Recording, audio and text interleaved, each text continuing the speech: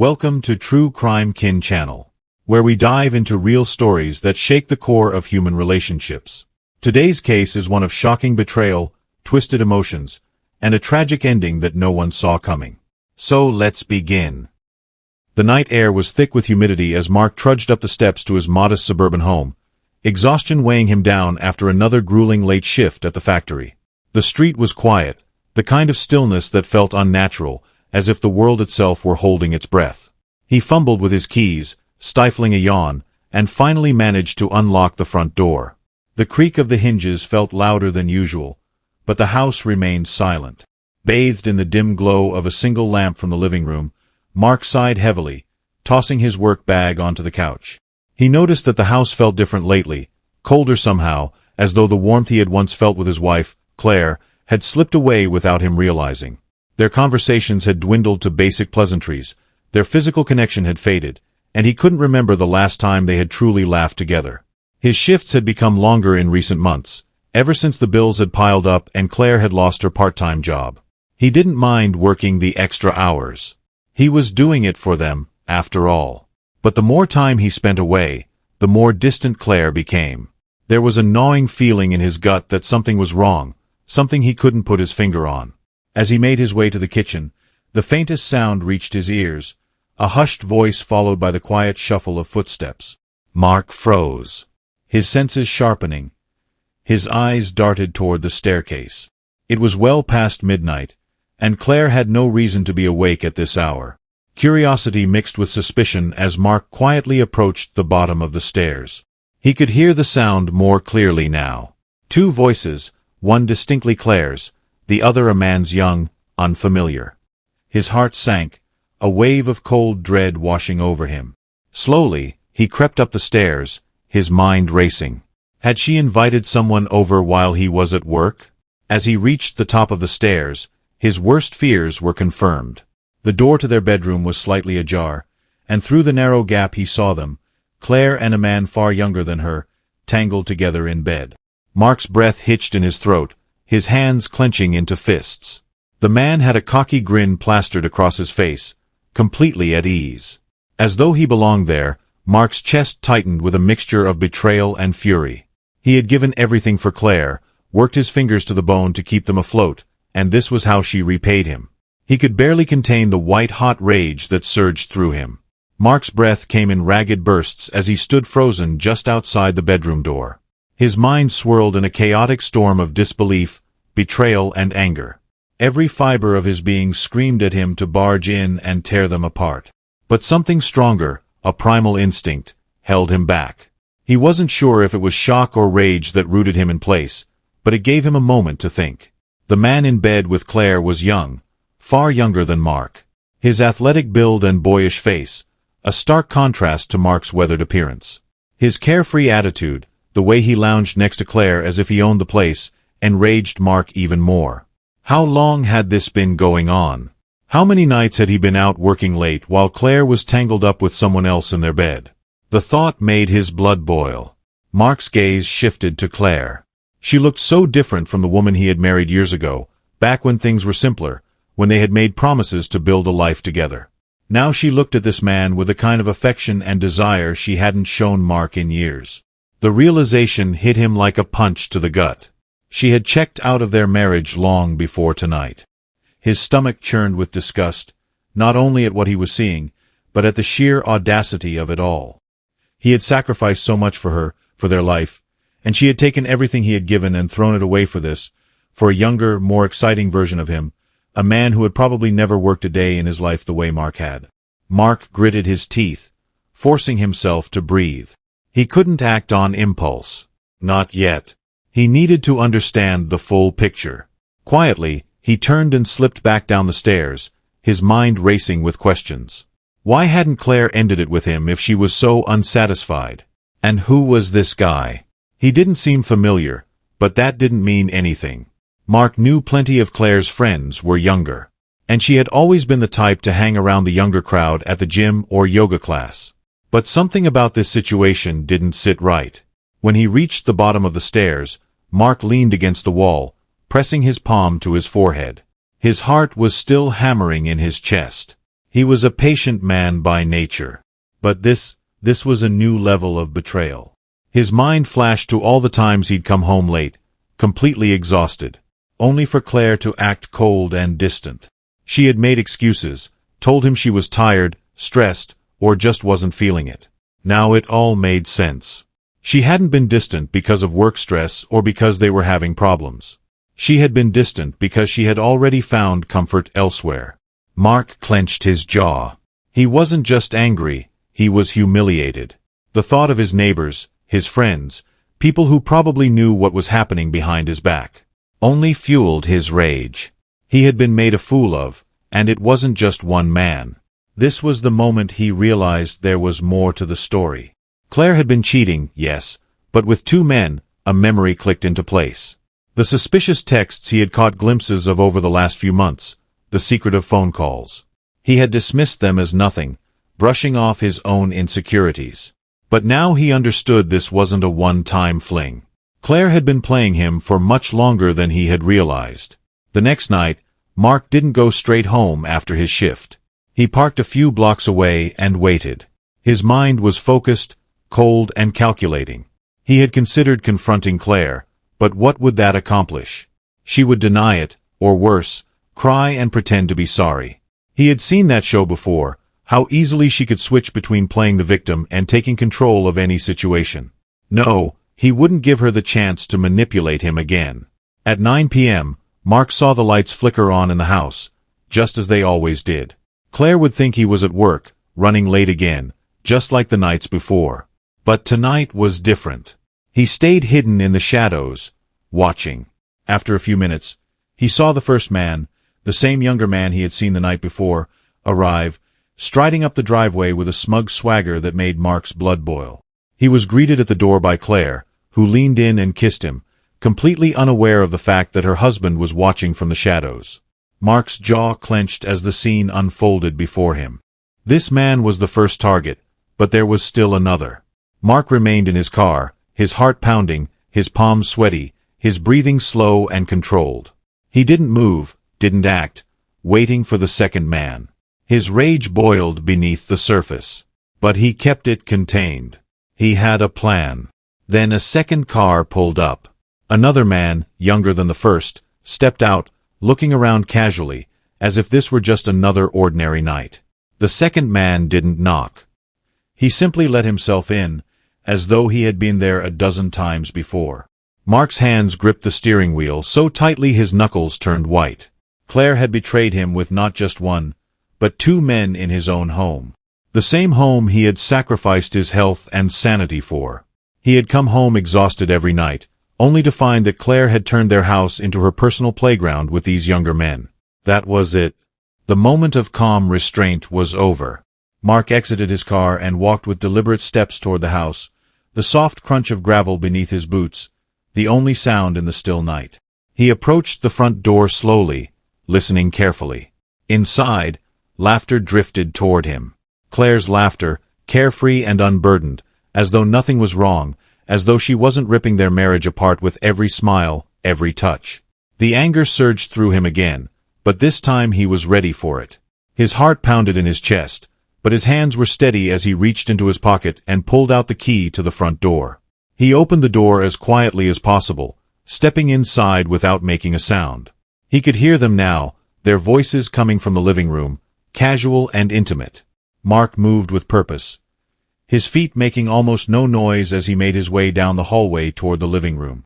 And there they were, all three of them, Claire, draped casually on the couch, her hand resting possessively on the thigh of the first man, while the second man leaned against the wall, laughing as if they didn't have a care in the world. They hadn't heard him come in. They were too wrapped up in their own world, oblivious to the storm that was about to break. Mark felt a strange sense of detachment as he stood there, watching them for a moment, as though he were outside his own body. The anger was still there, but now it was cold and focused. He stepped forward into the room. Claire was the first to notice him, her eyes widening in shock, her hand flying to her mouth as if she had just seen a ghost. The two men turned, their expressions quickly shifting from confusion to fear as they realized who he was. "Mark," Claire stammered, scrambling to her feet. I didn't expect you home so early. Her words faltered as she saw the look on his face, cold, calculated, devoid of emotion. She knew in that moment that something was terribly wrong. The two men stood up, glancing nervously at each other, as if they weren't sure whether to confront Mark or run.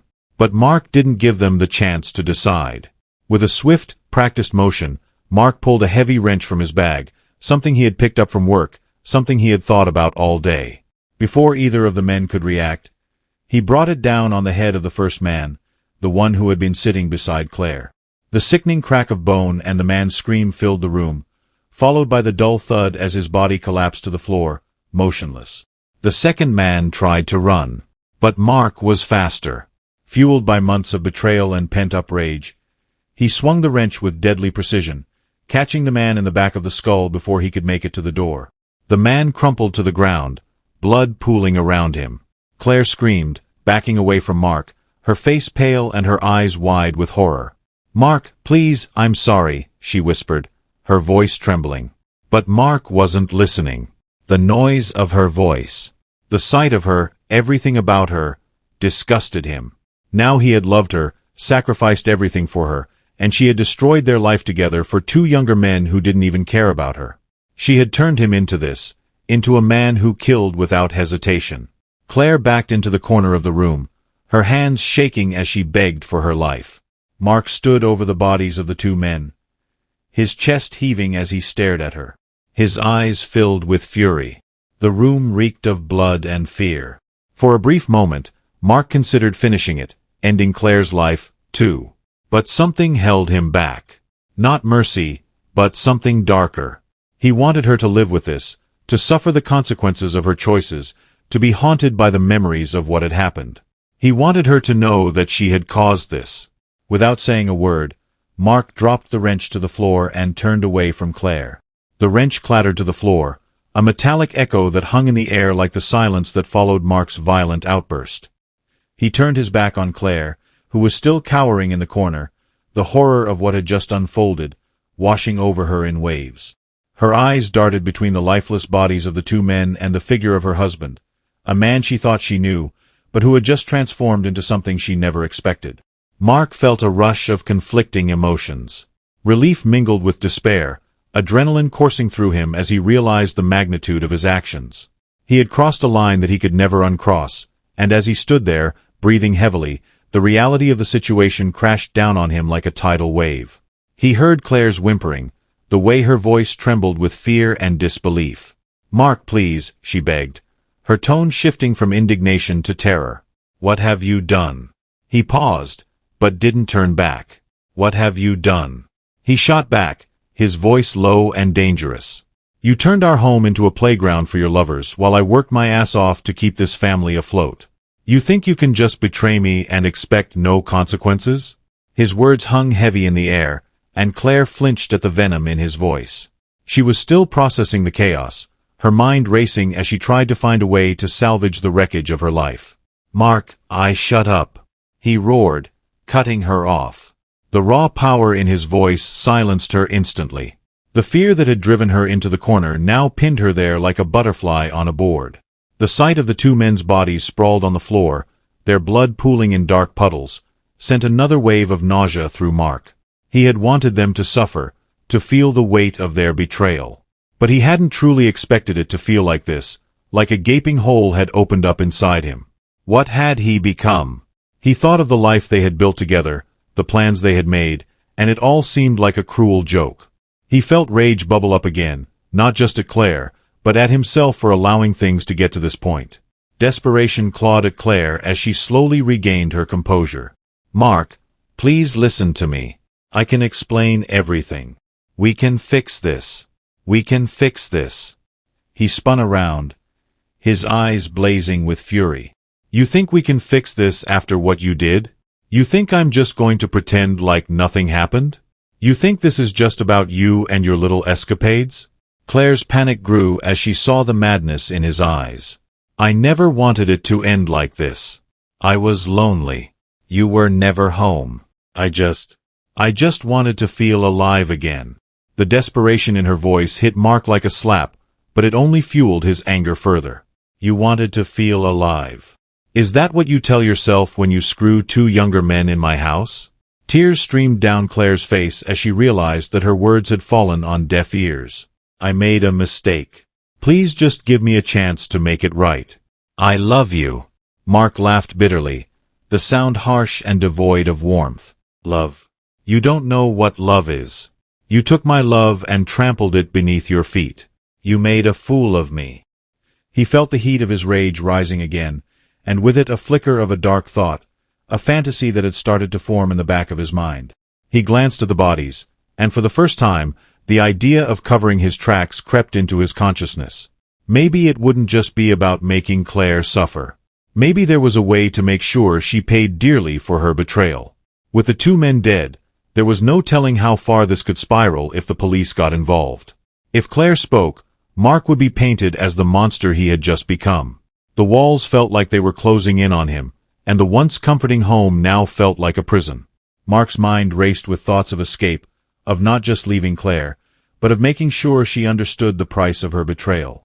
He felt a mixture of power and fear, a heady concoction that left him lightheaded. He was a man transformed, a man who had taken back control in the most drastic way possible. Mark, please, Claire pleaded, her voice trembling. We can figure this out together. Just put down the wrench and talk to me. We can get through this. But Mark's thoughts were already moving in a different direction. You want to talk? He said coldly. How about we make sure nobody finds out about this little rendezvous? You can't have it both ways, Claire. You can't betray me and then expect me to just forgive and forget.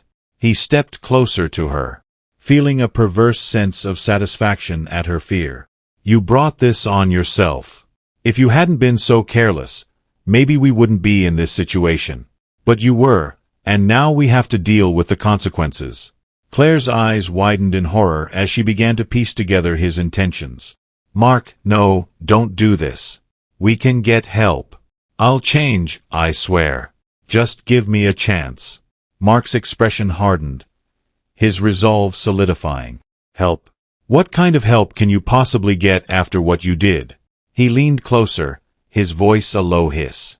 There's only one way this ends, Claire.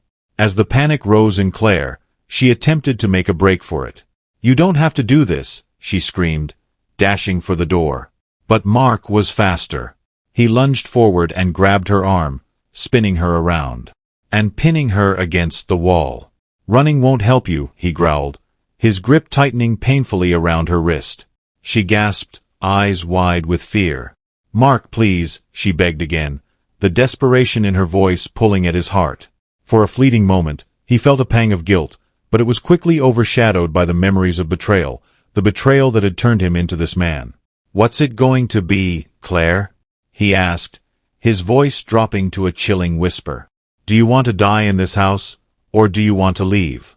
Either way, it's your choice. The gravity of her situation crashed down on Claire, and in that moment she understood that she was at the mercy of a man who had nothing left to lose. He had turned into a stranger, one who was willing to go to any lengths to make her feel the pain she had caused him. I'll leave, she stammered, fear washing over her as she felt the weight of the situation sink in. Just let me go and I swear I'll never come back. You'll never see me again. Mark's grip loosened slightly, and he considered her words. The idea of her leaving without consequence was tempting, but there was also a part of him that needed to see her suffer. She had shattered his life. She needed to feel the repercussions of her actions. Not so fast, he said, eyes narrowing. You think you can just walk away? Not after what you've done. Claire swallowed hard, realizing the truth in his words. I'll do anything, she promised, her voice trembling. Please just don't kill me. Anything. Mark echoed, a dark smirk forming on his lips. Well, let's see how far you're willing to go. With a surge of adrenaline, Mark pulled Claire closer, their faces inches apart. The fear in her eyes fueled something deep within him. You're going to help me clean up this mess, he said, the words spilling from his lips with a disturbing calmness. You're going to help me make sure nobody knows what really happened here.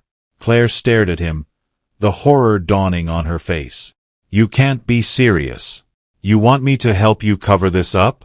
You'll go to prison. We both will. He tightened his grip, leaning in closer. Or I could just let you walk out that door and tell the police what happened. You think they'll believe your story?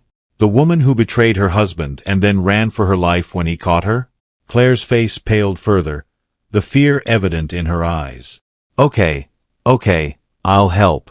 Just don't hurt me, she pleaded, desperation dripping from her voice.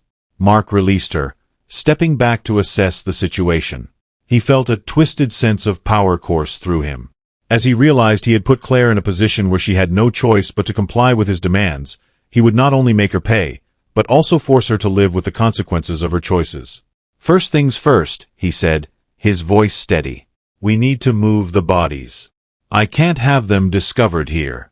That means we need to get them out of the house and figure out what to do next. I want no trace of what happened tonight. Claire nodded slowly, still trembling, but now aware of the reality she faced. Okay, I'll help. Just tell me what to do. Get some large trash bags from the garage, he instructed.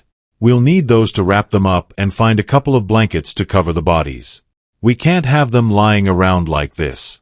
Claire hurried to comply, darting past him and toward the garage. Mark followed closely behind, his mind racing as he thought of the potential consequences of their actions. This was it, the point of no return. He felt a mix of adrenaline and dread as they prepared to execute their twisted plan. In the garage, Claire rummaged through boxes, her hands shaking. Mark watched her, his heart pounding in his chest. The dim light flickered overhead as she pulled out the large black trash bags and a couple of old blankets. The sight of the supplies felt surreal, a nightmarish twist to a mundane evening. Mark took the bags from her, his expression cold and determined. Let's get this done quickly. I don't want to linger here longer than we have to. Claire nodded, swallowing hard as she glanced back toward the living room where the two bodies lay lifeless. The reality of their situation pressed down on her like a weight. She had never imagined her life could spiral so completely out of control. Mark, we can't just throw them away. What if someone finds them? She whispered, fear creeping into her voice. Mark's eyes narrowed as he considered her words. I know what I'm doing, Claire. We'll get rid of them in a way that no one will connect them back to us. But right now we need to focus on moving them. With the bags in hand, Mark led the way back to the living room. He took a deep breath as he entered, steeling himself for what he was about to do. The sight of the two men, one sprawled awkwardly on the floor, blood pooling around his head and the other lying face down, struck him again, a reminder of the violence he had unleashed. Help me with the first one, he said, gritting his teeth as he knelt down beside the first body. He grasped the man's arms and began to drag him toward the waiting trash bags, the gruesome reality of his actions flooding back. Claire's hands trembled as she joined him, taking the man's legs. The two of them pulled the body together. The heavyweight, a stark reminder of the life that had been extinguished just moments before. They maneuvered the body into one of the trash bags, and Mark quickly tied it shut, forcing himself to look away from the lifeless face that stared back at him. This is insane, Claire whispered, her voice trembling as she stepped back, her eyes wide with horror. We can't keep doing this. Shut up and keep moving, Mark snapped, a dangerous edge to his voice. We need to finish this before anyone notices. With Claire still shaken but compliant, they moved to the second body. Mark's hands felt slick with sweat as they lifted the second man together, both of them struggling against the weight. They managed to drag him over to the trash bag, and once again, Mark shoved the body inside, the sickening reality of what they were doing, hitting him like a freight train. As he tied the second bag shut, he felt Claire watching him. Her expression, a mix of horror and disbelief. Mark, what are we doing? She whispered, her voice barely above a whisper. We're surviving, he replied, his tone hard. We're making sure that nobody finds out what happened here. You're in this as much as I am, Claire. You wanted to play this game. Now you have to deal with the consequences. With both bodies contained, Mark glanced around the room, assessing the mess they had made. There was blood on the carpet, a dark reminder of the violence that had unfolded. They needed to clean this up. Everything had to be spotless if they had any hope of getting away with it. Grab some paper towels from the kitchen, he ordered. His voice clipped. We need to wipe down the floors and get rid of any evidence that we were ever here. Claire hesitated for a moment, her body trembling with fear and disbelief. Mark, we can't just pretend this didn't happen. What if someone comes looking for them? What if the police get involved? He shot her a glare that silenced her objections. Then we'll handle it, just like we're handling this. But first we need to make sure there's nothing left for them to find. Move. Claire scrambled to obey, heading into the kitchen. Mark took a deep breath, forcing himself to focus. He was in survival mode now, and panic would only cloud his judgment. As Claire returned with a roll of paper towels, Mark began to wipe at the bloodstains on the floor, the crimson smears glaring against the pale carpet. He worked methodically, pushing aside the horror of what they had done, the images of the bodies still fresh in his mind. "You have to understand, Claire," he said. His voice strained with the effort of keeping his emotions in check. "You made your choice when you decided to betray me. You brought this on yourself. And now you need to help me make sure this stays buried." I know, Claire replied, her voice trembling as she wiped at the blood. "But I didn't think it would come to this. I didn't think you were capable of killing them." The accusation stung and Mark paused, the anger bubbling up inside him again. "I wasn't capable of it until you pushed me to this point. I'm not the one who brought these men into our home. You did." "Stop blaming me," Claire snapped back, her panic morphing into anger. "You could have walked away. You didn't have to do this."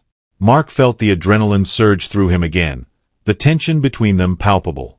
"I had to protect what was mine," he replied, his voice low and dangerous. "You made this your choice, and now we're in this together. So either help me clean up or you can take your chances running out that door." Claire's expression flickered between fear and resentment, but she didn't argue anymore. They worked in silence, scrubbing at the floor, their breaths heavy and ragged as the weight of their actions loomed over them. The reality of what they were doing settled in a dark cloud that hung heavily in the air. After what felt like hours, they finally managed to clean the floor, the bloodstains fading beneath their relentless scrubbing. Mark could feel the sweat pooling at the base of his neck, the tension in the room suffocating as they stood in the aftermath of their violence. "Now what?" Claire asked, her voice barely above a whisper. Mark wiped his brow with the back of his hand, glancing at the bags containing the bodies. "We need to get rid of them. I know a place where nobody will find them. It's out of the way and secluded, but we need to do it now before anyone realizes they're missing." Claire nodded slowly, her face pale as she took in the gravity of the situation. "Okay, but how are we going to get them out of here without being seen?" "We'll take my car," he said, his mind racing. "Just throw the bags in the trunk and we'll drive out to the old quarry. No one goes there anymore. It'll be the perfect place to dump them." Claire nodded again, her expression a mix of fear and resignation. They were in this together now, and whether they liked it or not, they had to see it through to the end as Mark grabbed the first bag. He felt a strange mixture of emotions, a sickening thrill at the power he had taken back and the horror of what he had done. The weight of the bag felt heavy in his hands, but he pushed through, determined to finish this. They worked in silence, dragging the bodies out to the car, the tension between them thickening as they loaded the bags into the trunk. With every motion, Mark felt the gravity of their choices sinking in, a dark cloud looming over them that threatened to swallow them whole. "Let's get this done," he said, slamming the trunk shut with a heavy thud. He climbed into the driver's seat, his heart racing as he glanced at Claire, who sat beside him, her eyes wide with fear. Mark started the engine, the low rumble of the car filling the silence. He felt a strange sense of control surge through him as they drove through the dark streets of their neighborhood, their destination, the old quarry on the outskirts of town as they drove. Mark's mind raced with thoughts of what could happen if they were caught, but he pushed those thoughts aside. They had made their choice, and now they had to live with the consequences. There was no turning back. Claire sat beside him, her face pale and her hands trembling in her lap. "What if someone sees us?" she whispered, her voice shaking. "What if we get pulled over?" "We won't get pulled over," Mark snapped, irritation bubbling up inside him. "Just keep your head down and let me handle this. We're in this together, remember?" The road stretched before them, dark and winding, the night sky blanketed with stars. It was eerily quiet, The only sound, the hum of the engine and the crunch of gravel beneath the tires.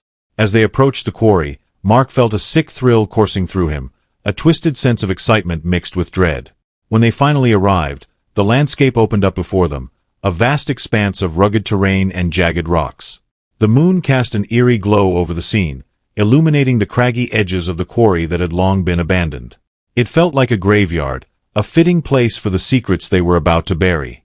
"Help me carry them," Mark said, glancing over at Claire. She nodded, her eyes wide as they both climbed out of the car. The cold night air hit them like a slap, a stark reminder of the darkness that lay ahead. Together, they pulled the bags from the trunk, the weight of their actions pressing down on them. Mark felt a rush of adrenaline as they trudged toward the edge of the quarry, the ground crunching beneath their feet. "Over here," he said, motioning to a secluded spot away from the main path. He dropped the bag and knelt down, pulling the second one alongside him. As they prepared to dump the bodies, Mark glanced at Claire, who was visibly trembling. "You ready for this?" he asked, his voice low. Claire swallowed hard, her face pale in the moonlight. "Let's just get it over with," she whispered, a note of resignation in her voice. With a deep breath, they opened the bags and pulled the bodies out, the cold air washing over them. The sight was gruesome, and for a moment Mark felt the weight of what they had done crash over him. But he quickly pushed those thoughts aside, focusing instead on the task at hand. Together, they rolled the bodies to the edge of the quarry, the darkness below a gaping maw, ready to swallow them whole. "On the count of 3, he said, his voice steady. 123. They pushed the bodies over the edge, watching as they tumbled into the darkness below. The sound of the impact echoed through the night, a finality that sent a shiver down Mark's spine. "It's done," he breathed, stepping back as they both stood at the edge, their hearts racing. Claire looked at him, her eyes wide with a mixture of fear and disbelief. "What now?" she asked, her voice shaking. Mark took a deep breath, the adrenaline still coursing through his veins. "Now we go home. We act like nothing ever happened." Claire nodded slowly, the reality of their actions beginning to settle in. As they walked back to the car, Mark felt a strange mix of emotions, relief, fear, and a perverse sense of power. He had taken control, but at what cost?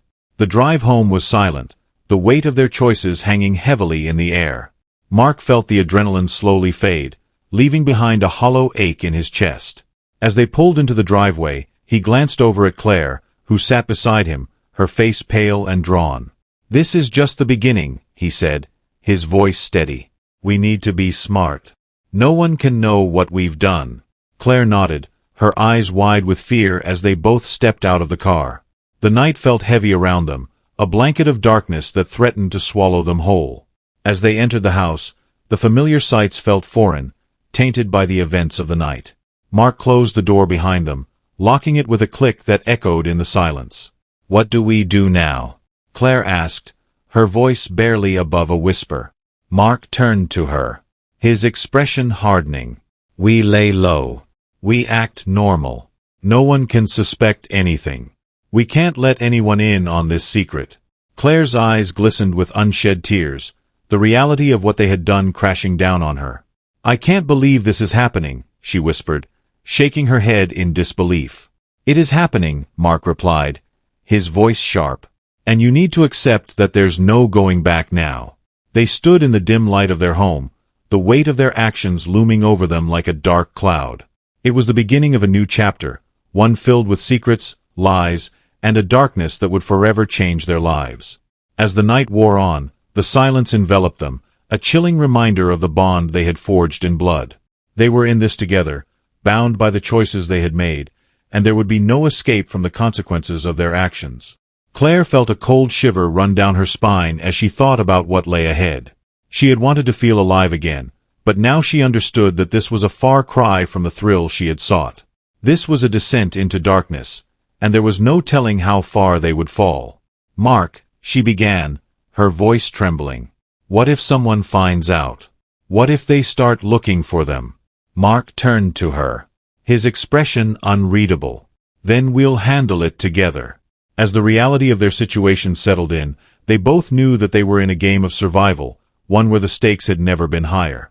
Thanks for watching. Subscribe and like this video for more true crime video. Don't forget to leave your thoughts and theories in the comments section below. Take care and see you in the next video.